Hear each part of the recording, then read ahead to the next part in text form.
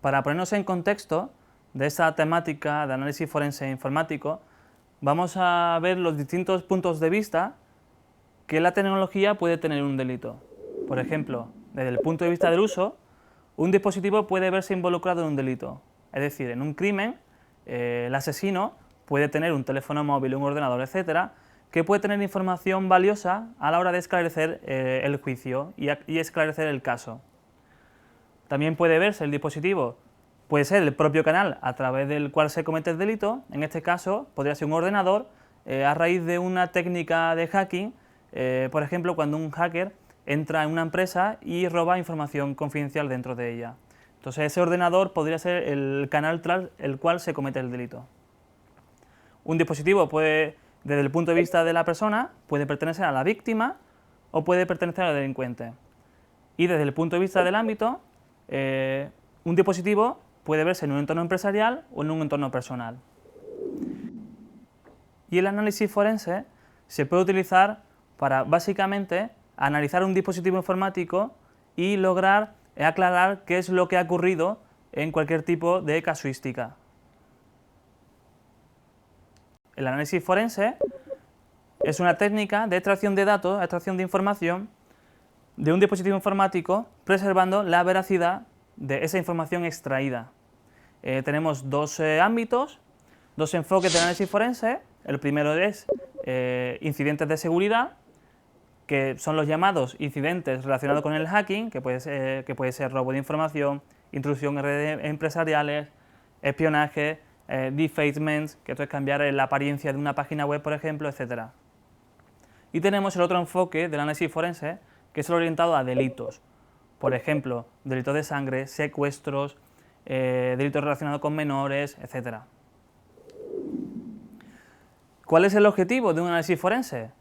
Pues contestar una serie de preguntas que aporten información relevante ante un juicio, para esclarecer el caso. En el caso de un análisis forense, en un incidente de seguridad, queremos responder a las siguientes preguntas. ¿Quién realizó el ataque? ¿Cómo y cuándo se realizó? ¿Qué vulnerabilidades explotó? ¿Y qué hizo el intruso dentro del sistema? Para el caso de un análisis forense por un delito, podemos contestar las siguientes preguntas. ¿Poseía algún dispositivo electrónico en el momento del delito? ¿Cuáles fueron sus últimas llamadas? ¿Dónde estaba el momento del delito? ¿Posee información relevante en sus dispositivos electrónicos? Y por último, ¿cuáles fueron sus últimas conversaciones? Respondiendo todas estas preguntas nos ayudarían a resolver un caso. ¿Quién realiza un análisis forense? Por ejemplo, en el caso de un delito, este análisis lo puede realizar un forense cualificado, pero en el caso de que las evidencias tuvieran que ir ante un juez en un juicio, estas evidencias solamente las pueden presentar un perito forense certificado. El valor que tiene un análisis forense es dar respuestas ante un caso en el que se ven involucrados dispositivos informáticos. Por ejemplo, si el análisis y la demostración de que esa información extraída no ha sido alterada, puede servir como una prueba judicial. Existen varios tipos de análisis forense. Existe el análisis forense de sistemas, que pueden ser en sistemas operativos Windows, Macintosh, Unix. Existe un tipo de análisis forense de redes, tanto redes Ethernet como Wi-Fi, y también otro tipo de análisis para dispositivos móviles, para el sistema operativo Android y iOS. ¿Qué significa? Diferentes dispositivos significan diferentes técnicas para obtener la información, pero diferentes dispositivos no significa diferentes objetivos, es decir, el objetivo es el mismo, es obtener información valiosa para resolver un caso. Y aquí de nuevo, ¿cuál es el objetivo del análisis forense digital? Es extraer información de un sistema de manera que sirva como evidencia digital ante un juez, ante un juicio. Esta información extraída en los dispositivos informáticos se cataloga en función de su naturaleza, como por ejemplo fotos, correo electrónico, vídeos, documentos, ficheros, coordenadas GPS, etc. Aquí tenemos las fases del análisis forense con una primera parte que es valoración, que es ver si existen dispositivos informáticos involucrados en el caso. Una segunda fase de recabación de la información, siempre y cuando no alteremos la muestra original, que puede ser información como fotos, vídeos, publicaciones o actividad en redes sociales, etc. Una tercera fase, que es el análisis, que es analizar la información recabada en el paso anterior. Y una última parte, que es el informe, es mostrar todo lo obtenido en este análisis con toda la información que hemos recabado anteriormente. Para entrar en este punto de tratamiento de una evidencia, nos vamos a hacer la siguiente pregunta. ¿Qué es una evidencia digital? Es cualquier información generada o almacenada en dispositivos informáticos que puede ser utilizada en un proceso legal como prueba. Existen tres tipos de evidencia digital. Puede existir una evidencia que es una información almacenada en un equipo informático. Otro tipo es la información generada en un dispositivo informático. Y el otro tipo de evidencia digital es aquella información que parcialmente ha sido generada y almacenada en equipos informáticos. Para que tenga validez legalmente, una evidencia digital ha de ser obtenida, custodiada, revisada, analizada y presentada. Introduciendo un poco de teoría, vamos a ver el principio de Locard, que nos dice que siempre que dos objetos entran en contacto transfieren parte del material que incorporan uno al otro. Aplicado este principio al análisis forense, obtenemos que el uso de cualquier dispositivo informático siempre deja algún tipo de rastro. Por lo tanto, en un caso de delito, tenemos la escena del crimen, la víctima y el sospechoso. Y en un caso de incidente de seguridad, tenemos entorno del sistema, sistema atacado y atacante. Otro principio teórico que vamos a ver es el principio de indeterminación de Heisenberg, que nos dice que no es posible analizar algo sin que ello conlleve alguna alteración debido a la intervención del observador. Este principio, aplicado al análisis forense, nos dice que no es posible realizar un análisis forense de un sistema sin alterar el mismo. Como ejemplo, se recomienda que no se debe analizar el original de la muestra de la información, ya que con ello podemos alterar esa información propiamente dicha y no sería válida ante un juicio, por ejemplo. En este caso, se trabaja con clones de disco y se analiza esos clones para, por eso mismo, evitar la alteración de la muestra original. La cadena de custodia es un documento, como el que veis aquí, y sirve como seguimiento y control de estas evidencias que nos certifica que la evidencia no ha sido alterada o manipulada, nos dice también por las personas que ha pasado esa evidencia y por último nos dice también detalles sobre el tratamiento, ¿no?, que ha tenido esa evidencia digital. ¿Cómo se justifica la no manipulación? Que una evidencia o una información no ha sido alterada. Mediante firmas digitales. Para verificar que una evidencia o información no ha sido alterada, tenemos que copiarlas y firmarlas durante el proceso de análisis forense. ¿Y qué es una firma digital? Es una cadena alfanumérica que nos asegura de que esa información no ha sido modificada. Para realizar una firma digital se le aplica un algoritmo que se llama función hash o función resumen, y que a un fichero origen, tras pasar por ese algoritmo o función hash, se obtiene una cadena alfanumérica que nos demuestra que ese archivo original no ha sido modificado ni alterado. ¿Y cómo se realiza esa firma digital?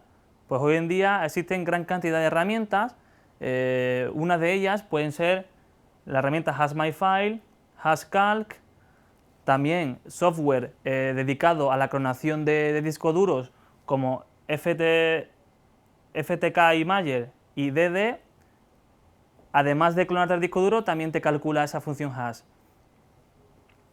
Y una característica de estas funciones es que no son reversibles, es decir, de un texto original pasamos a la función hash y nos devuelve una cadena alfanumérica como esta. Para firmar digitalmente un fichero, lo primero que vamos a hacer es crear ese fichero con cualquier contenido. Para ello lo creamos de la siguiente manera. Con este comando vamos a crear un documento que se llama documento.txt con la frase «Hola, esto es una prueba».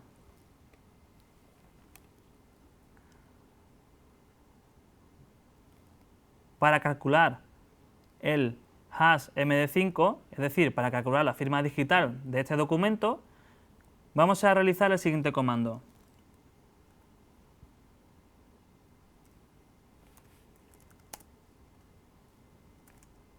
El comando md5sum es el encargado de firmar digitalmente ese documento que nosotros queremos, en este caso documento.txt.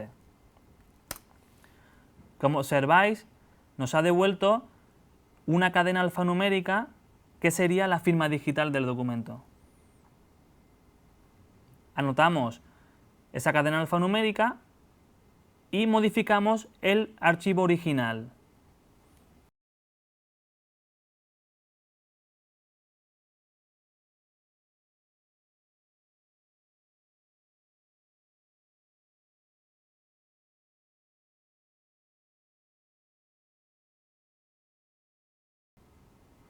Una vez modificado el archivo original, volvemos a calcular la firma digital y podemos observar que la cadena alfanumérica, que esa firma ha cambiado. Por lo tanto, hemos alterado la muestra original de ese documento. Y si por el contrario, volvemos a dejar este documento en su estado original y volvemos a calcular su firma digital, observamos que esa firma digital, que ese hash coincide con el hash calculado al principio, en el documento original.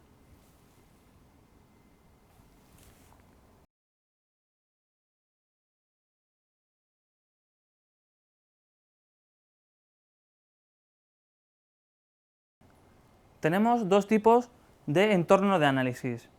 Un entorno que sería en el caso de que nos encontráramos el dispositivo encendido y otro que sería el dispositivo estaría apagado.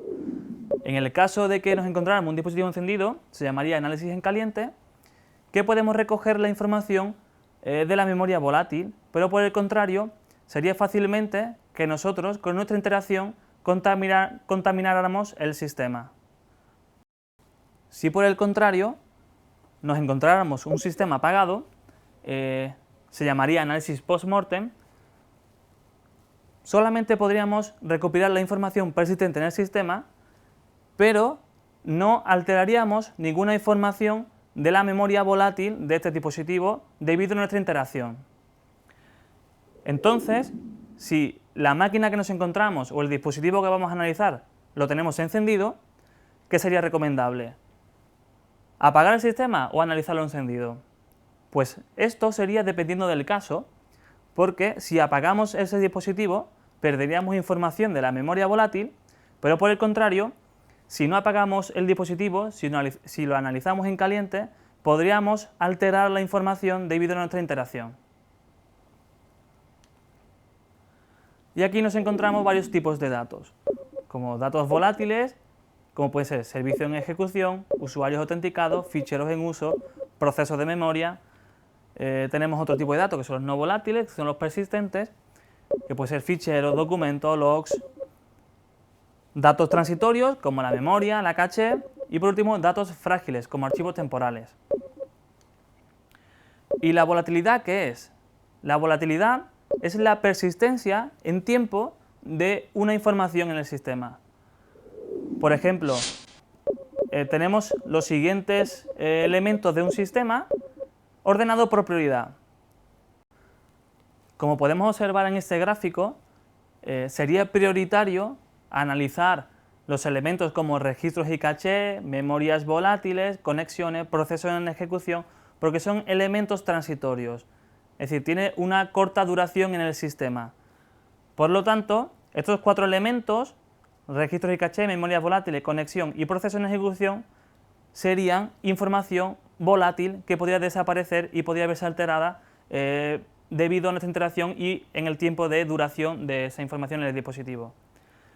Y por último, analizaríamos sistema de ficheros local o sistema de ficheros externos, ya que sería memoria no volátil, sería información no volátil que no se vería alterada con el paso del tiempo. Y en este caso, si nos encontramos un dispositivo, se recomienda que se clone ese disco para no alterar la muestra original. ¿Y qué es el clonado? El clonado es una copia idéntica del disco duro original. ¿Y qué diferencia existe entre un clonado y una imagen de disco duro?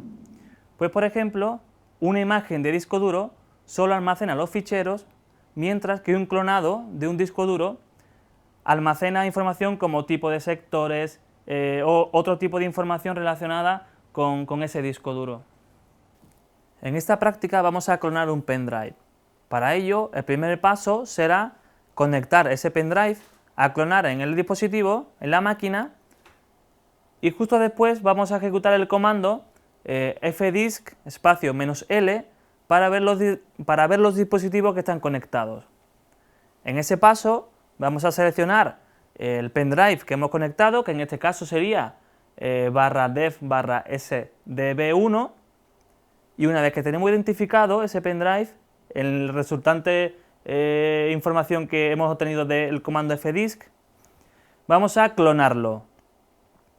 Para clonarlo ejecutamos el comando dd, en el que especificamos el pendrive a clonar y luego la imagen que vamos a crear resultante de ese clonado, que en este caso se va a llamar backup.dd. Esa va a ser la imagen resultante del comando. Y en el caso de que ese dispositivo que queremos analizar tenga un disco, una memoria cifrada, ¿qué ocurriría? ¿Podríamos clonarlo? En este caso sí, podríamos clonar esa información, pero no podríamos leer, no sería legible la información que hay dentro. Llegados a este escenario, ¿qué vendría después? ¿Qué podríamos hacer en este caso? Que no podemos leer la información que hay dentro de ese disco duro porque está cifrado. Tendríamos una solución que sería obtener esa clave de cifrado mediante fuerza bruta. Por ejemplo, tenemos un texto o una información en claro, sería legible. Si este texto claro lo pasamos por una unidad de cifrado, obtenemos esa información de manera cifrada, de manera no legible. Para ello utilizamos la fuerza bruta para obtener la clave de descifrado y poder acceder de esa manera al texto original y poder realizar un análisis forense en este caso. Vamos a hacer la práctica de fuerza bruta en ficheros cifrados. La primera parte de esta práctica será crearnos un contenedor cifrado que hará las funciones de un disco duro que está cifrado y no sabemos su contraseña para poder leer la información que hay dentro. Como no sabemos su contraseña para poder leer esa información, haremos uso de la fuerza bruta para craquear esa contraseña y poder acceder a esa información legible. El primer paso será crear un archivo contenedor, que puede ser un archivo de texto,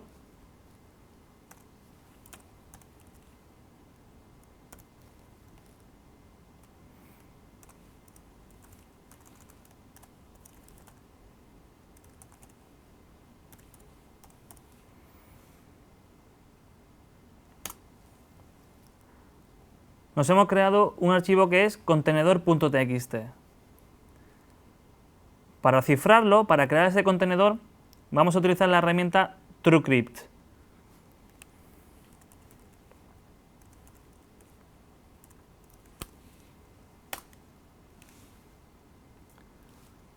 Esa herramienta tiene la siguiente interfaz y lo primero que vamos a hacer es crear un volumen, es decir, creamos un contenedor. Le damos al botón crear volumen y vamos siguiendo los pasos. Crear un contenedor encriptado, crear un archivo de contenedor encriptado, seleccionamos la opción volumen estándar de TrueCrypt y a continuación seleccionamos ese fichero contenedor que hemos creado en el paso anterior. En nuestro caso se llama contenedor.txt. Nos dice que ya existe ese archivo y le damos a reemplazar.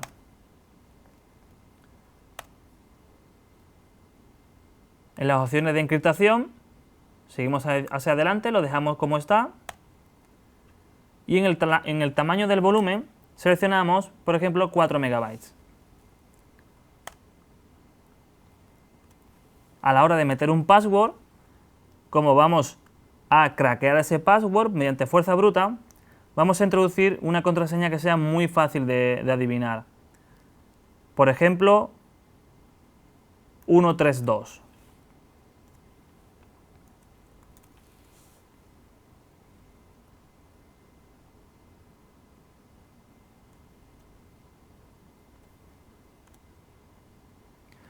Nos avisa de que es una contraseña bastante fácil de averiguar, pero continuamos. En las opciones de formatos le damos a siguiente y finalmente le damos al botón formatear. Ya se ha creado ese volumen, ese disco duro encriptado. Y el siguiente paso sería montar ese disco duro cifrado. Para ello seleccionamos archivo, seleccionamos el contenedor.txt, que es el que hemos creado. También seleccionamos una ranura que esté libre, por ejemplo la primera, y le damos al botón montar. Nos pide la password, que en este caso es 132, y aceptamos. Como podemos ver, aquí en el escritorio se ha creado un volumen, un disco que se llama TrueCrypt 1. Si abrimos, actúa como si fuera un disco duro, cualquiera que podemos meter información y se cifraría.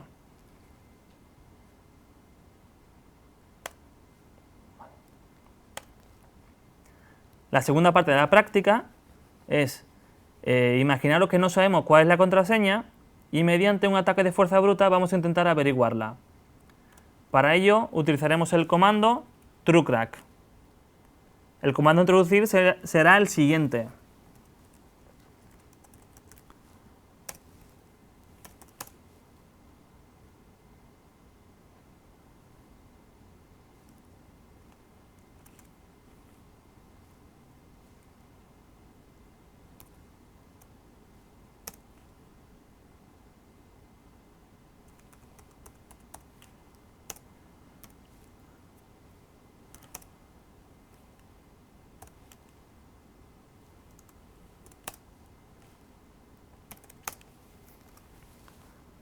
Los parámetros de este comando truecrack son "-t", es para especificar que es un volumen de TrueCrypt. A continuación seleccionamos ese archivo contenedor. Tenemos otro parámetro que es "-c", que es el alfabeto, "-m", que es la longitud máxima que creemos que puede tener esa contraseña, y por último "-v", que es para que muestre información por pantalla, significa verboso. Ejecutamos el comando y vemos cómo empieza a hacer todas las posibles combinaciones hasta encontrar la contraseña. Como vemos en el último paso, en el paso 90, obtenemos que ha encontrado nuestra contraseña, 132. Y podríamos leer todo el contenido de este volumen cifrado que hemos creado en el primer paso. Los datos volátiles en Windows nos pueden aportar la siguiente información, como por ejemplo usuarios en el sistema, conexiones, memoria y servicios que se están ejecutando en el propio sistema operativo. Para realizar el análisis de datos volátiles en Windows vamos a utilizar dos tipos de herramientas: herramientas nativas y herramientas no nativas especializadas en el diagnóstico de sistemas Windows. Por ejemplo, herramientas nativas pueden ser comandos como ipconfig o root, y herramientas no nativas vamos a utilizar las suites sysinternas. En este caso de información volátil tenemos las conexiones. Que las conexiones es un elemento muy importante a analizar, ya que nos mostraría, en el caso de un incidente de seguridad, si esa persona, si ese intruso, está visitando cualquier página web o está conectado a cualquier máquina. Este tipo de conexiones se pierden al apagar el equipo, por eso se considera una información volátil, y existen herramientas nativas de Windows para visualizar estas conexiones abiertas, como por ejemplo la herramienta netstat, lbtstat, net, root o ipconfig, que ahora veremos de forma práctica a continuación. A continuación vamos a hacer una serie de prácticas, vamos a ejecutar una serie de comandos para analizar las conexiones de un sistema. Primero tenemos que abrir una consola de comandos que es cmd. El primer comando a ejecutar sería netstat con el parámetro -a para ver los puertos y las conexiones abiertas en el sistema.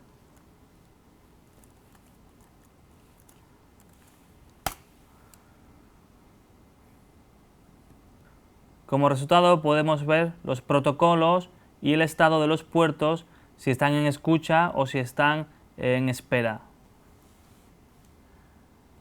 Con el siguiente comando, netstat-b, vamos a analizar y vamos a ver el tráfico por proceso.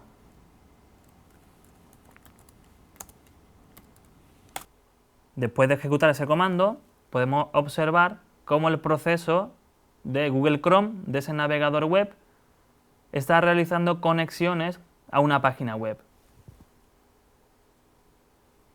El siguiente comando es netstat con el parámetro -es, que se utiliza para ver las estadísticas de las conexiones.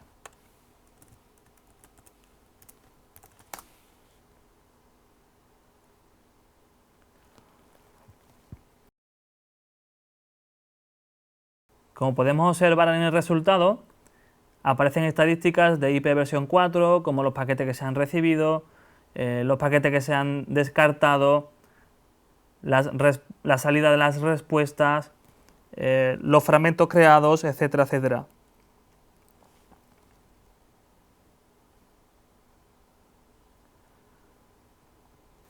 Con el comando nbtstat y el parámetro -r vemos las conexiones de NetBIOS.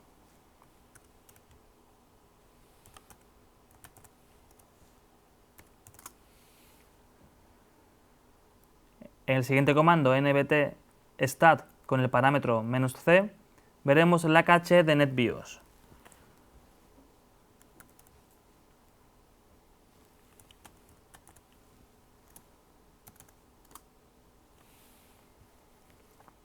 La información que nos devuelve ese comando, en este caso no es relevante, ya que no nos muestra ninguna información sobre la caché en NetBIOS.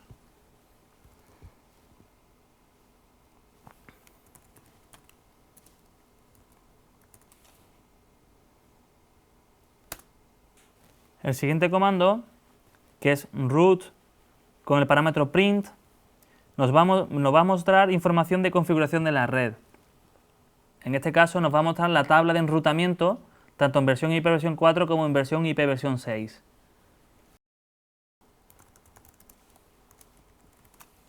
Con el comando ipconfig/all vamos a obtener muchísima descripción de las interfaces de red de nuestro equipo, como por ejemplo la interfaz de red Ethernet, que es la interfaz por la que nos conectamos al cable a internet, la interfaz de red Wi-Fi, que es nuestro adaptador que nos conectamos a internet por Wi-Fi.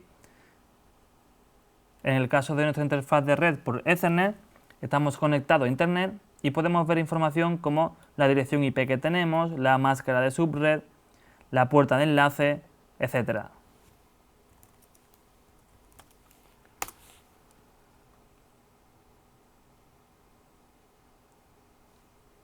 Y el último comando, net con el parámetro share, nos va a mostrar los recursos compartidos que tenemos en el ordenador. Otra información volátil a analizar, que sería recomendable, son los usuarios del sistema. Es decir, en el caso de un ciberataque, analizando los usuarios podemos saber con qué usuario ese hacker está accediendo a la información dentro del sistema o dentro de una empresa. Para ello vamos a utilizar herramientas tanto nativas como no nativas, como pueden ser herramientas nativas NBTStat para ver los usuarios de NetBIOS y Net para ver los usuarios de los recursos compartidos. Y herramientas no nativas, herramientas externas como las Swiss sysinternals, que veremos los usuarios externos que están conectados. A continuación vamos a ver todos estos comandos de manera práctica. Para la práctica de análisis de usuarios vamos a utilizar los siguientes comandos. NBTStat con el parámetro "-n" para visualizar los usuarios de NetBIOS.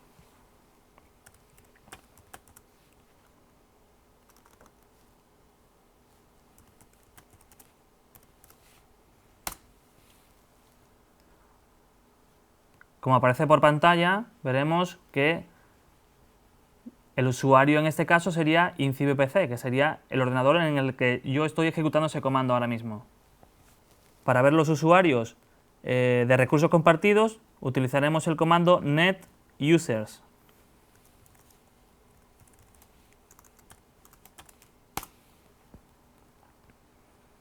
Que nuevamente obtenemos el usuario de Incibe, el usuario administrador y el usuario guest. Para ver los usuarios locales y remotos, ahora vamos a utilizar ya no una herramienta nativa, sino vamos a utilizar una herramienta externa como la suite sysinternals.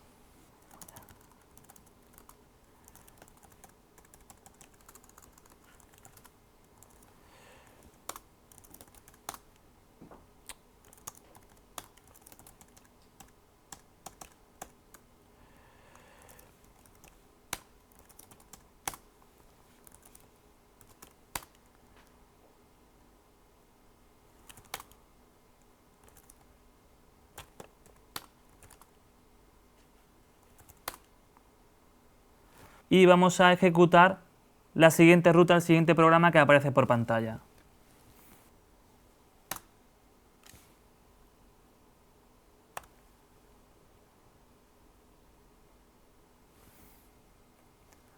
En este caso de nuevo nos aparece como usuario local Incibe, que seríamos nosotros.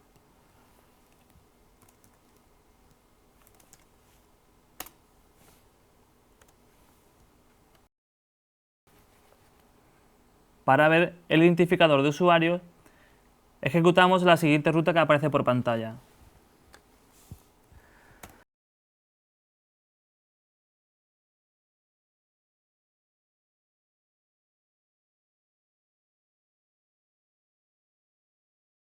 Otro elemento importante a analizar en un análisis forense son los servicios en ejecución.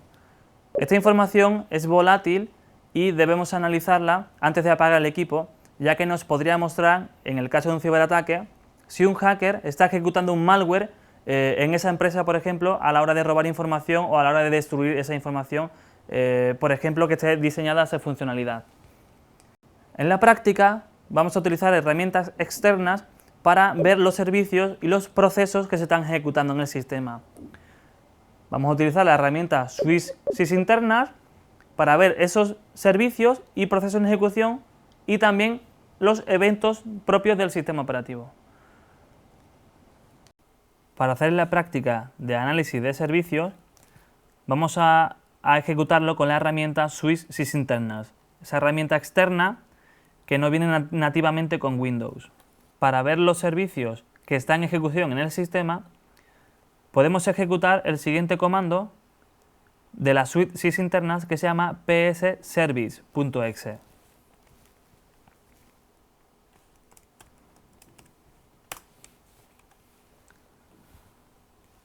Y como resultado observamos que nos aparecen todos los servicios que se están ejecutando en el sistema. Para ver los procesos activos en el sistema, ejecutamos a continuación el comando pslist.exe.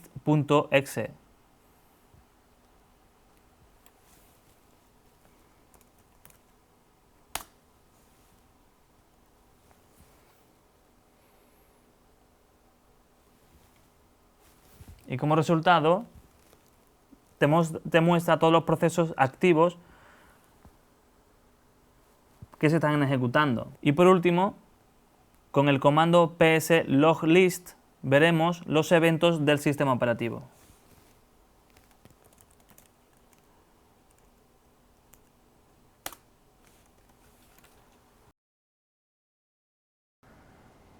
La memoria RAM es una memoria que por su naturaleza se considera volátil, es decir, que programas en ejecución se cargan en memoria RAM y se liberan de forma dinámica. Esta información alojada en la memoria RAM es bastante frágil, ya que si el analista forense ejecuta cualquier tipo de programa, podría perder y podría alterar la información que hay dentro de esa memoria RAM. Para ello se utilizan herramientas de volcado de la memoria RAM para luego analizar ese volcado y de esa manera no influir y no alterar esa muestra de la memoria RAM. En la práctica utilizaremos una herramienta externa que se llama MDD para hacer el volcado de la memoria RAM y utilizaremos también la herramienta Volatility para analizar dicho volcado de memoria RAM y de esa manera no alterar la información que hay en esa memoria. Para hacer la práctica de análisis de una memoria RAM, como hemos dicho antes, una memoria RAM es una memoria volátil. Es fácilmente que se pueda contaminar esa información que hay dentro de esa memoria RAM. Por ello, vamos a realizar un volcado de memoria sobre una imagen resultante. Utilizando la herramienta MDD, cogeremos toda esa información almacenada en la RAM y la volcaremos en una imagen para posteriormente analizarla sin riesgo de pérdida de información.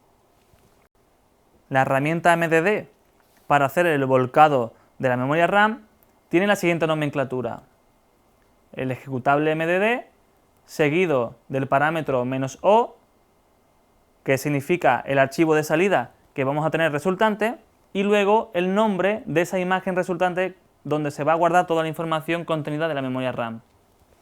Una vez ejecutado ese comando, vamos a obtener esa imagen con toda la información de la RAM que vamos a analizar posteriormente. Esa información que vamos a analizar la veremos con una herramienta que se llama Volatility. Con esa herramienta Volatility analizamos el volcado de la memoria RAM y podemos ver todo tipo de información, como por ejemplo la información del volcado, que sería utilizar la herramienta Volatility -f y la ruta donde está ese fichero imagen, seguido del parámetro ImageInfo. También podemos ver, a raíz de esa imagen del volcado de RAM, procesos ocultos, que sería igual, pero con el atributo PSXView podemos ver el árbol de procesos de esa memoria RAM, utilizando el parámetro PSTree. También podemos ver procesos huérfanos, utilizando el parámetro PSScan, y por último podemos ver conexiones de ese volcado de memoria RAM con el parámetro CONSCAN. Por lo tanto, así podemos ver y analizar esa información del volcado RAM sin tener y sin correr ningún riesgo de modificar esa información y de contaminar el sistema. A continuación, vamos a ver los datos no volátiles en un sistema. Los datos no volátiles son aquellos en los que, por ejemplo, si se apaga el ordenador, esos datos permanecerían en el sistema, es decir, no desaparecen. Para analizar la información y los datos no volátiles de un sistema, vamos a utilizar las siguientes herramientas, como por ejemplo hfind, recubafree, que esto por ejemplo es para recuperar ficheros borrados, la herramienta focafree, que es para analizar los metadatos, que es la información oculta que existe en documentos, etc. El registro de Windows es información no volátil y que podemos encontrar información como configuraciones, programas ejecutados en el arranque, propiedades de usuarios, etc. Para acceder a este tipo de información, para acceder al registro, vamos a utilizar una herramienta nativa de Windows que se llama Regedit.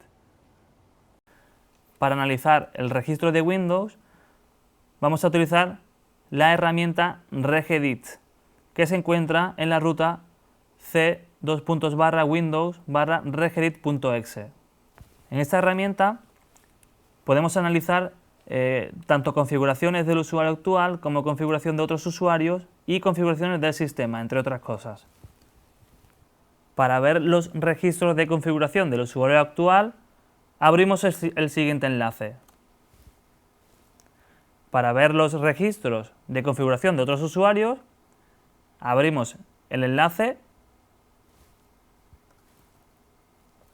Y por último, para ver los registros de configuración del sistema, seleccionamos el siguiente enlace.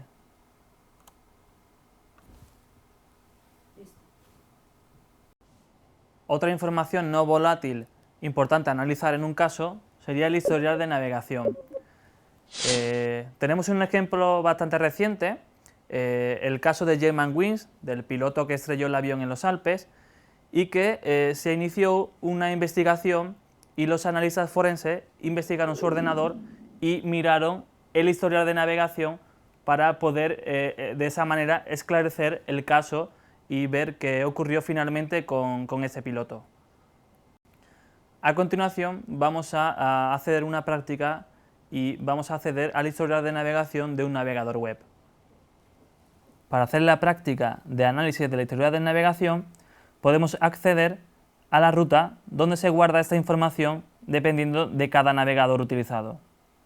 Una vez que estamos en la ruta de nuestro navegador web para analizar la historial de navegación, podemos analizar los ficheros caché que pueden contener información relevante. En el caso de que se disponga de un navegador Firefox, podemos utilizar un programa escrito en Python, que para poder ejecutar este script necesitáis instalaros Python en vuestro ordenador, y lo que hace este script va a ser mostrarte la información de los perfiles de usuario de ese sistema. Para ello sería ejecutar el siguiente comando Python con ese script, seguido de la ruta donde aparece el directorio de los perfiles de usuario y terminando con el parámetro --all.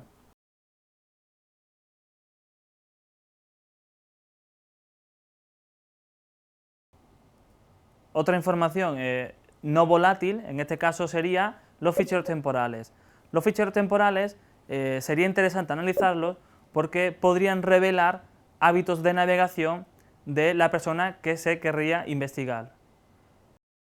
Estos ficheros temporales se consideran frágiles ya que tienen una alta probabilidad de eliminación en el sistema. Esta información no volátil puede verse en forma de imágenes, vídeos, ficheros de texto, documentos PDF, ejecutables, logs, etc., resultante de tus hábitos de navegación en la web. Y a continuación vamos a realizar una práctica y vamos a acceder a la carpeta temporal para ver qué información hay allí almacenada. Para hacer la práctica y ver toda la información que hay de ficheros temporales en nuestra máquina, podemos acceder a la ruta c:/users/ el usuario en concreto que tengáis del sistema operativo, /appdata, /local, /temp. Ahí dentro podéis encontrar todo tipo de información de ficheros temporales, como pueden ser imágenes, vídeos, texto, PDF, etc. Esta información que podéis encontrar ahí pueden mostrar y pueden revelar los hábitos de navegación del usuario. Otra información no volátil interesante a analizar serían los emails, los backups de emails, ya que por ejemplo en un caso un ciberdelincuente podría estar enviándose correos electrónicos y de esa manera se podría esclarecer un caso a raíz de este análisis de este backup de emails. Para analizar este tipo de backup de emails es necesario utilizar la aplicación nativa de los gestores de correo. Y en el caso de Outlook, el backup de email se almacena en la siguiente ruta, que podremos ir y analizar estos emails propiamente dicho. Otro método de obtención de información son los llamados metadatos. Los metadatos es información oculta que existe en documentos, como puede ser un documento PDF, de Word, en una imagen, etcétera, que aparentemente no sabemos que esa información está ahí detrás en ese documento, pero que pueden contener información como, por ejemplo, usuario creador de ese archivo, fecha de creación, fecha de modificación, software utilizado. Por ejemplo, una imagen puede contener las coordenadas GPS cuando se hace esa foto, marca de la cámara, el tiempo que estuvo el objetivo abierto, etcétera, etcétera. Muchísima información que puede estar oculta detrás de un documento. Como herramientas para ver todo este tipo de información metadatos, tenemos Exif Tool para sistemas Linux y Windows, Focafree para sistemas Windows y en las mismas propiedades del fichero. En este caso vamos a hacer una práctica para analizar y ver los metadatos que hay detrás de un fichero simple, como puede ser un fichero .txt, en el que vamos a crear un fichero de texto, ya puede ser de Microsoft Word, etc. Y una vez creado, vamos a ver la propiedad de ese fichero, entrar en la pestaña Detalles y ver y analizar qué tipo de información puede estar ahí de manera oculta y que nosotros no sabemos que puede estar ahí.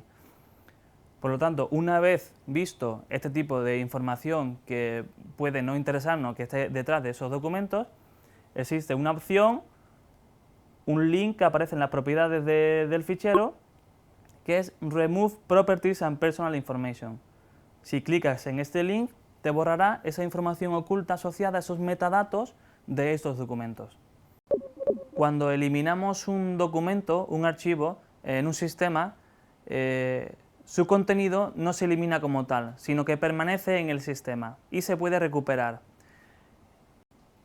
En este ejemplo se ve mucho más claro. Tenemos un documento y que tiene un estado que está en uso, es decir, ese documento aparece en el sistema. Cuando borramos ese documento, ese estado cambia a libre, es decir, se ha borrado esa información, pero va a seguir estando permanente en el disco. Para recuperar este documento se pueden utilizar herramientas como Recoverfree y en el caso de que no queramos recuperar esa información, ya sea porque empresas tengan información confidencial que no se quiere que se recupere, se le aplican unos algoritmos de borrado que le aplican unos ciertos barridos de información sobreescribiendo esa parte de la memoria para que de esa manera no se pueda recuperar.